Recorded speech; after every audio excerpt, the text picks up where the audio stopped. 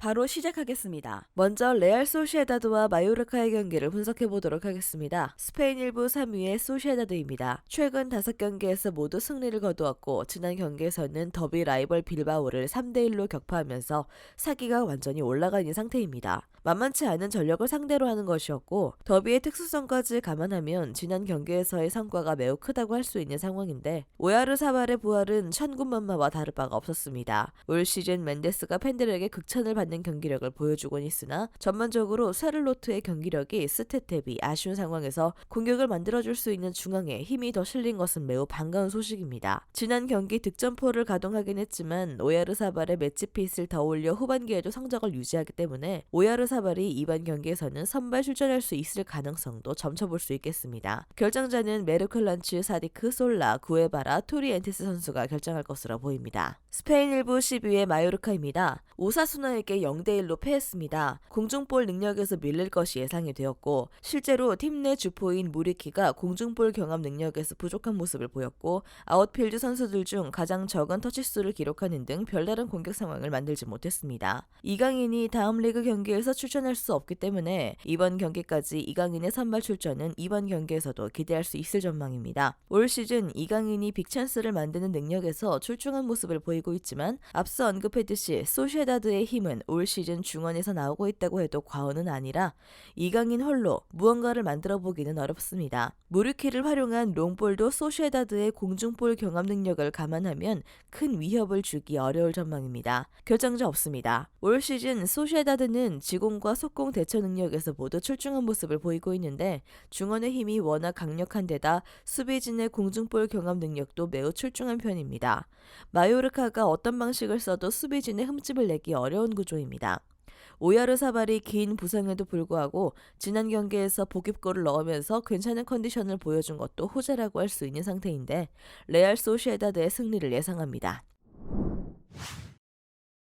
다음은 울버햄튼과 리버풀의 경기를 분석해 보도록 하겠습니다. 잉글랜드 1부 16위의 울버햄튼입니다. 웨스트햄을 1대0으로 잡아내면서 로페텍이 휘하에서 첫 승리를 거둠과 동시에 강등권에서 탈출하는 데 성공할 수 있었습니다. 공격진의 결정력이 다소 아쉽긴 하지만 상대에게 기대 득점 도합 1.88골의 찬스를 내주었음에도 한 골도 허용하지 않는 수비력을 돋보였죠. 로페테기 감독은 꾸준하게 윙어들에게 수비 시에는 낮은 라인으로 내려오면서 식스백을 만드는 것을 요구하고 있습니다. 지난 경기에서도 포텐세와 황희찬이 제법 수비적인 역할을 잘해주었고 특히 황희찬은 태클 성공률 100%와 리커버리 2회의 활약을 보여주기도 했습니다. 이번 경기에서도 라인을 내리는 수비적인 양상으로 리버풀의 공격을 무력화시킬 플랜을 들고 나올 가능성이 높고 리버풀의 최근 경기력상 효과를 볼 가능성이 매우 높습니다. 결정자는 트라오레, 시퀴뉴, 네투, 칼라지치 선수가 결정할 것으로 보입니다. 잉글랜드 1부 9위의 리버풀입니다. 0대3으로 브라이튼에게 패했습니다. 결과뿐만 아니라 경기 내용도 충격적이었는데 팬들은 브라이튼이 전성기의 리버풀과 같은 경기를 보여줬다고 평했고 팀의 에너지 레벨이 완전히 떨어지는 모습을 보여주고 말았습니다. 팀의 문제는 중원 퀄리티라고 할 수 있을 것입니다. 지난 경기에서 선발로 나온 티아고, 핸더슨, 파비뉴 조합은 패스미스를 수없이 남발했고 기동성이 떨어진 중원으로 인해 측면을 살라에게만 의존하는 공격 양상을 자주 보여주는 중입니다. 이 때문에 올 시즌 리버풀은 상대가 내려앉으면 공격이 매우 답답해지는 양상을 보여주고 있는 상황인데 클럽 감독이 활동량과 빠른 트랜지션을 중시하는 전술을 바꾸지 않고 있어 팀 레전드 캐러건은 선수단이 따라주지 못했는데 클럽의 전술만 더 씌워서 경기를 하고 있다는 혹평을 내리기도 했습니다. 결정자는 아르투르, 반다이크, 조타, 디아스, 피르미누, 누네스 선수가 결정할 것으로 보입니다. 올 시즌 리버풀의 팀 에너지 레벨 저하는 치명적인 결과로 이어지고 있고 상대가 라인을 내리면 어찌할 줄 모르는 경기 양상이 자주 펼쳐지고 있는 상태인데 울브스가 로페테기 감독 부임 이후에 수비 라인 형성은 상당히 잘 이루어지고 있는 상황이기 때문에 전반적으로 저득점 양상이 이어질 가능성이 높다고 볼 수 있습니다. 2.5 언더를 1순위로 삼는 것도 추천할 수 있는 선택지입니다. 마지막으로 나폴리와 크레모네스의 경기를 분석해 보도록 하겠습니다. 이탈리아 1부 1위의 나폴리입니다. 유벤투스를 5대1로 대파하면서 스쿠데토에 한 발 더 다가가게 되었습니다. 아직 반환점을 돌지 않았지만 2위 밀란과의 승점 차이는 9점입니다. 올 시즌 홈에서 무패였지만 상위권 팀을 상대로 증명한 것이 없다는 비판도 깔끔하게 날려버릴 수 있었죠. 나폴리의 특징은 선제골이 나와도 라인을 꾸준히 높은 위치에서 유지하기 때문에 추가골이 나오는 빈도가 매우 높다는 점인데요. 실제로 지난 경기에서도 오시멘이 골을 넣고 25분 만에 흡이차에 추가골이 나오면서 경기 분위기를 완벽하게 잡았고 후반전에도 3골이 터지는 모습이었습니다. 크레모네세를 상대로도 다른 기조 변화 없이 공격적인 모습을 보일 가능성이 높고 8경기 연속 무실점을 기록하는 유벤투스를 상대로도 5골을 넣은 공격력은 고평가를 할 수밖에 없습니다. 결정자는 없습니다. 이탈리아 1부 22의 크레모네세입니다. 몬차와 난타전을 펼쳤지만 2대3으로 패하면서 리그에서의 첫 승 신고에 실패하고 말았습니다.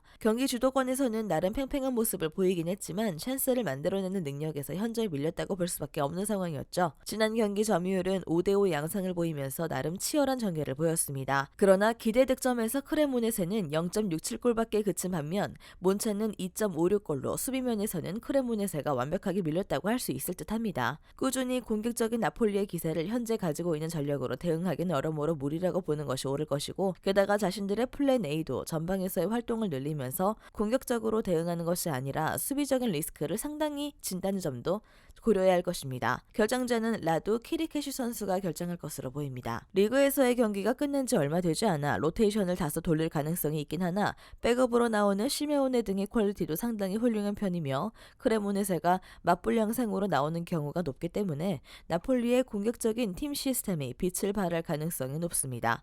3.5오버를 겸해도 좋은 매치가 될 것으로 보이고 나폴리 승리 예상합니다. 영상에서 알려드리는 내용들은 모두 1차 분석 내용들이며 2차 분석과 최종 조합픽은 영상 하단 고정 댓글 링크로 문의 주시면 안내 도와드리도록 하겠습니다. 시청해주셔서 감사합니다. 아직도 혼자 분석하고 계신가요? 이슬TV 스포츠 정보방에서는 실시간 스포츠 커넥션을 통한 소통하는 관리 시스템으로 확실한 수익을 전해드리고 있습니다.